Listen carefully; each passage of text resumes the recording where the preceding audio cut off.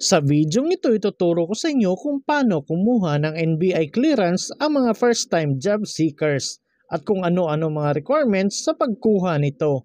Kaya tara, samahan niyo ako at panoorin natin ang video na to. Pero bago yan, sa mga hindi pa nakasubscribe sa akin, kayo na ang bahala.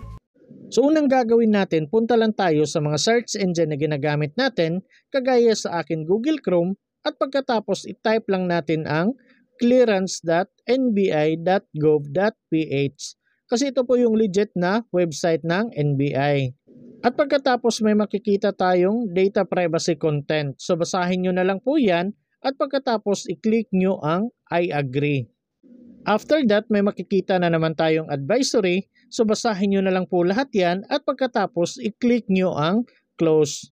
And then may makikita na naman kayong ganito. So i-click nyo ulit ang close. At pagkatapos mapupunta na tayo sa homepage ng NBI. So may makikita tayong sign in dito at hindi tayo magsa-sign in kasi wala pa tayong account. So scroll down lang natin at pagkatapos may makikita tayong register dito sa baba. At dahil sa gusto nating kumuha ng libreng NBI clearance, hindi tayo magre-register. So scroll down lang natin hanggang sa makita natin tong first-time job seekers. At kung nakita na ninyo, i-click nyo na po ang first-time job seekers. At may makikita tayong notice na isang beses nyo lang daw magamit ang libreng NBI clearance. At dapat meron kayong barangay certificate na nagpapatunay na nakatira kayo doon ng at least 6 months sa inyong lugar. At pwede nyo itong magamit ng hanggang 1 taon from the date of issuance. At kung okay na lahat, i-click nyo na po ang continue. At pagkatapos mababalik na kayo dito sa homepage ng NBI. So scroll down nyo na lang po hanggang sa makita ninyo ang registration for first-time job seekers. So fill upan nyo na lang po lahat ang mga kailangan fill upan dito. Kagaya ng gender, civil status, birth date, year, month, at day. At dito naman sa baba, ilagay nyo po yung pangalan ninyo, middle name at last name. At kung nalagay na ninyo, punta na tayo dito sa baba sa paglalagay ng mother's maiden name. So take note po, mother's maiden name yung ilalagay, kaya yung pangalan ng mama ninyo nung dalaga pa. So ilagay nyo yung first name, middle name at last name ng mama ninyo nung dalaga pa. At kung okay na, ilagay nyo naman yung mobile number ninyo dito. So take note, sa inyo pong mobile number yung ilalagay. Dapat active at nakaka-receive ng text yung mobile number na ilalagay ninyo kasi magsasend po sila ng OTP. At kung okay na, dito naman tayo sa baba sa paglalagay ng email address. Make sure yung email address na ilalagay ninyo active at nabubuksan ninyo kasi magsasend po sila ng link doon para ma-activate yung NBI account ninyo. At punta naman tayo dito sa baba sa paglalagay ng password at confirmed password. Make sure po madaling matandaan yung password na ilalagay ninyo para hindi nyo po makalimutan. At kung na-review nyo naman lahat yung nilagay ninyo at tama naman, i-click na po natin tong box katabi ng read and accept terms of service para ma-checkan. At pagkatapos may makikita kayong ganito, NBI Clearance Online Registration Application Services. So basahin nyo na lang po lahat ang mga nandyan at kung okay na, i-click nyo na po ang I agree. At kung nakikita ninyo, may check na po yung read and accept terms of service. At pagkatapos dito naman sa baba, i-click nyo po yung box katabi ng I am not a robot para ma-checkan. At kung may check na at okay naman lahat, na double check na ninyo, tama lahat yung mga spelling, i-click nyo na po ang sign up. At pagkatapos may makikita kayong ganito, kaya sabi ko kanina, dapat active yung cellphone number na ilalagay ninyo at nakaka-receive ng text kasi magsasend po sila ng OTP. So ganito po yung text na marireceive ninyo. So itong OTP na nandito, ilagay nyo po dito. Then pagkatapos, i-click nyo ang submit. At pagkatapos may makikita kayong ganito, OTP verified successfully. After that, may makikita kayong ganito na nag-send daw sila ng link sa email na nilagay ninyo. Kaya sabi ko kanina, dapat active at nabubuksan yung email na ilalagay ninyo. So pagpunta ko sa aking Gmail account, may nakita po akong email na kagaya nito. So i-click nyo na lang po itong activate account. At pagkatapos may makikita na kayong ganito, activated na daw yung account ninyo. So i-click nyo na po tong login.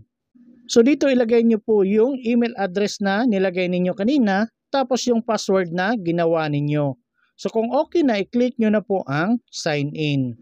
So dito makikita nyo na po yung account information ninyo.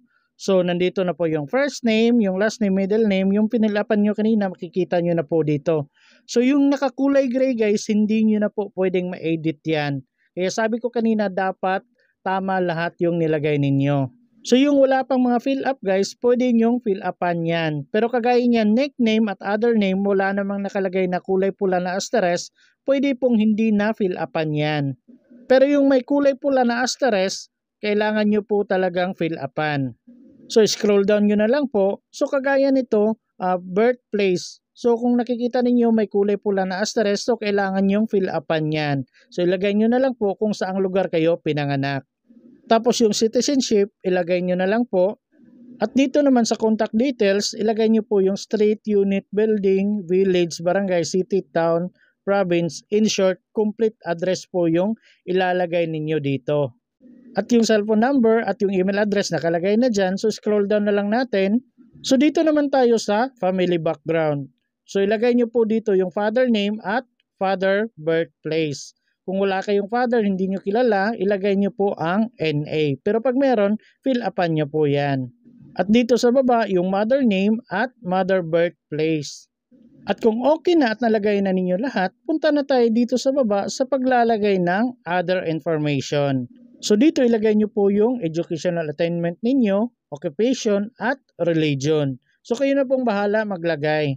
At punta naman tayo dito sa baba sa paglalagay ng height na naka-centimeter. So take note po guys, naka-centimeter. Hindi po gaya niyan 5'1", 5'2", 5'3", hindi po pwede. So dapat naka-centimeter. So kung hindi nyo alam yung centimeter na height niyo, i-click nyo po itong parang question mark. So dito ilagay nyo po yung height ninyo. So kagaya sa akin 5'7", kaya nilagay ko yung 5 sa feet tapos 7 sa inches. So kung okay na, i-click nyo ang okay. So automatic na pong mako-convert yung height ninyo into centimeter. So dito naman sa baba, ilagay nyo po yung weight ninyo. At pagkatapos, i-click nyo tong completion. So kayo na pong bahalang pumili kung ano yung quotes ninyo. At dito sa baba, optional lang po tong identifying marks. Kung may mga balat kayo, pwede nyo pong ilagay dyan. Pero pag wala, wag nyo na pong galawin yan. At pagkatapos, i-click nyo na po ang Save Information. So dito, i-review nyo na lang po lahat ng mga information na nilagay ninyo. And make sure tama po lahat yung mga spelling, tapos yung pagkakalagay ng mga birthday, ganyan, yung pangalan, dapat tama po lahat. So kung okay na, i-click nyo na po ang submit. Pagkatapos may makikita kayong ganito na successful na daw yung pag-save ng profile ninyo. So ganito na po yung itsura ng homepage ng profile ninyo. At dahil sa gusto nating mag-apply ng NBI clearance, i-click lang po natin ang apply for clearance. So dito kailangan ninyong maglagay ng ID. So kailangan nyo i-click tong select sa baba ng types of ID.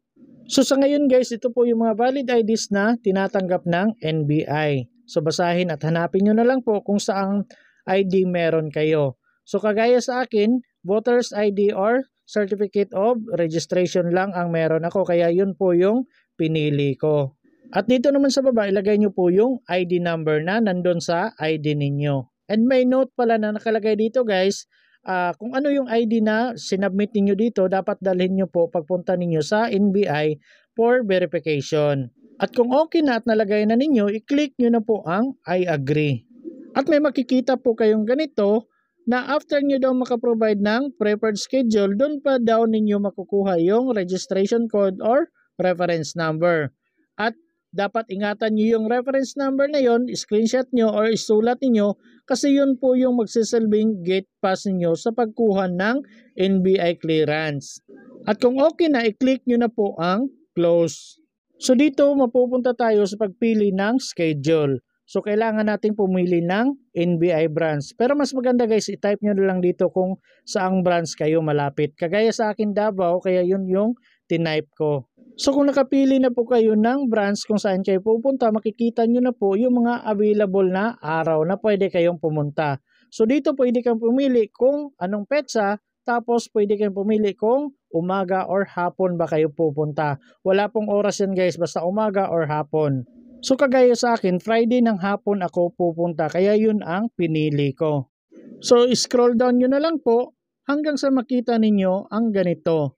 So dito makikita nyo po yung multipurpose clearance, ang amount niya is 0. Kasi wala tayong babayaran kasi first time job seekers yung ginamit natin. Tapos dito makikita nyo sa appointment schedule yung date at kung saang area at kung anong oras kayo pupunta, kung umaga or hapon ba. At para makaproceed na, para makuha yung reference number ninyo, i-click nyo po tong save to get reference number, itong sa baba. So dito makikita nyo na po yung reference number at yung QR code. So screenshot nyo po to kasi ito po yung ipapakita ninyo pagpunta ninyo sa NBI. At dito sa baba may nakalagay na please bring the following documents. So una, barangay certificate for the first time job seekers, tapos must undertake oath and undertaking at barangay. At yung 2 valid government issued IDs. So ito po yung mga requirements na dapat ninyong dalhin. So pagpunta ninyo ng barangay, alam na nila to kung ano yung ibibigay sa inyo kasi marami nang kumuha ng ganyan. Sabihin nyo na lang na kukuha kayo ng NBI clearance for first time job seekers.